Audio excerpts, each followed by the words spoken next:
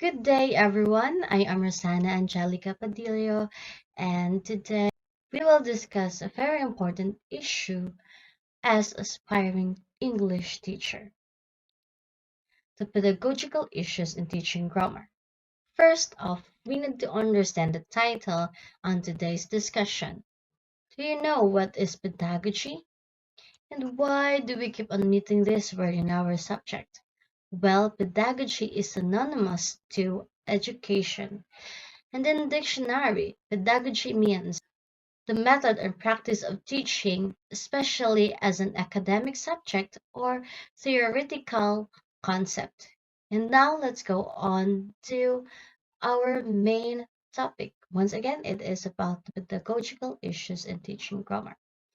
Teaching grammar is important and essential in language, as with it lies the student's competency. Teachers' perception about teaching grammar and how it should be taught influence their teaching. It's like holding the future of our students in our hands. Whether or not we do our best, the life of our students depends on our capacity. A significant aspect of foreign language instruction is teaching grammar, in which to show the way language works in sentences and paragraphs. Hence, how grammatical structure functions in sentences can be seen from how grammar is taught in context. That's according to Mart in 2013. The way of how to use language correctly is the result of accurate teaching of grammar. And in this statement, we see how important our roles as English teachers are. According to Richard Renandia in 2002, it can be seen that language acquisition without grammar is confusing. This is common to Filipino. We innately know how to speak and communicate in English, but we often fail to acknowledge its grammar. People agree that grammar is very important for learners because without a better knowledge of grammar, learners' language development will be hampered. So, aspiring teachers, the best thing we need to do in order to experience improvement in teaching grammar is first acknowledging the issues and finding the solution. Here are the pedagogical issues in teaching grammar, which I have gathered through thorough research. First is not knowing the students' needs. Not knowing their needs is a crucial issue teachers often face. That is why we learn from one of our subjects that it's important to conduct a diagnostic assessment before anything so we would know their needs. Sadly, in schools and even in every grade level, different teachers assumes that students have learned the basics from the past years, neglecting what's essential, and that is their needs.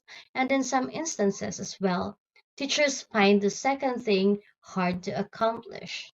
That is correcting students' mistake. Teachers find it hard to repeatedly correct the student's mistake because for them, repeatedly correcting the student is an added burden, so they often overlook those mistakes, which eventually have become a norm for the students, and so they grew used to what's incorrect. And in connection, the next one issue is students' low proficiency level. So often, this is a result when teachers just overlook what is incorrect. Teacher in higher years struggles in adjusting the lesson for the students, specifically when their proficiency is too low for their levels. It's very hard when you are teaching grade 10 students, but when you check on them, when you have your diagnostic assessment and you see that their proficiency is very low, and it's often because the teachers neglect to see the problem and to find solution in the first place. The next issue that I believe have a huge negative impact in learning grammar is that students' negative attitude towards grammar hinders them to grow.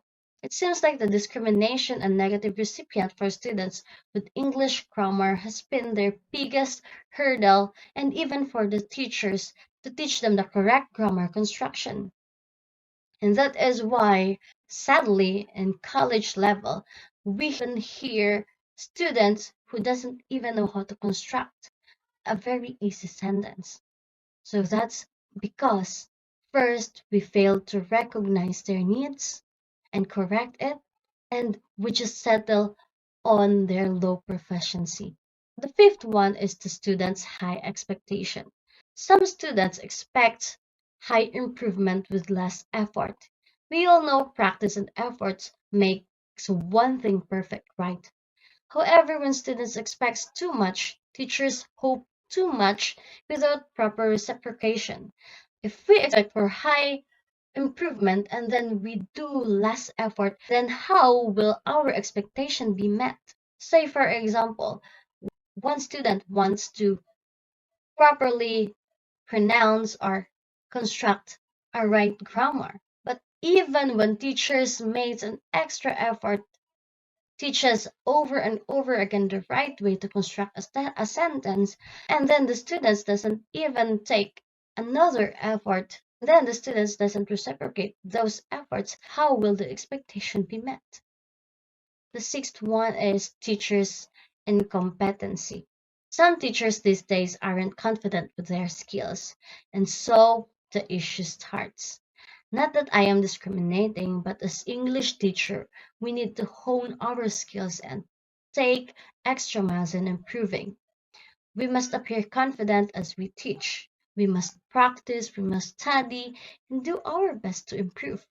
In doing so, it will produce a positive impression to the students.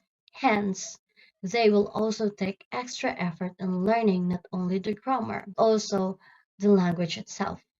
Lastly, insufficient facilities. Among all the issues I have mentioned, this one might have been the most important thing one must take attention.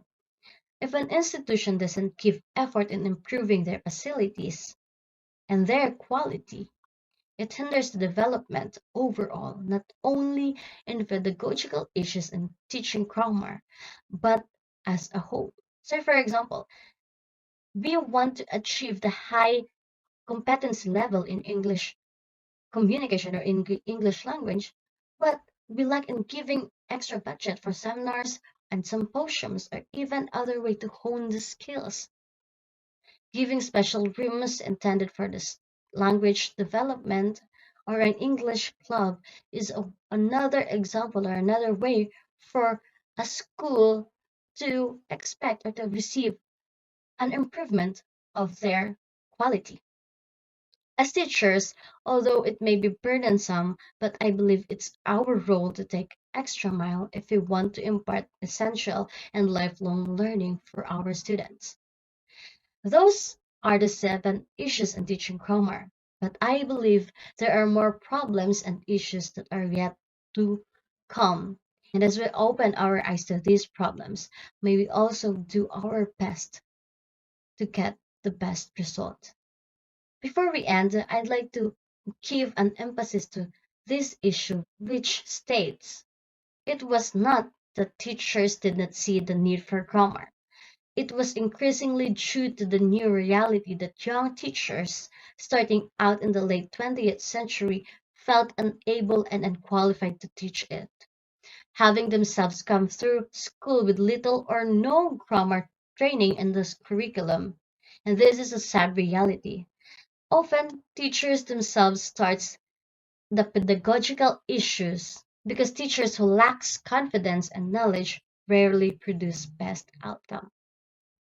And if there is one truth that underlies all teaching, it is that you can teach something effectively if you have not yet mastered it yourself.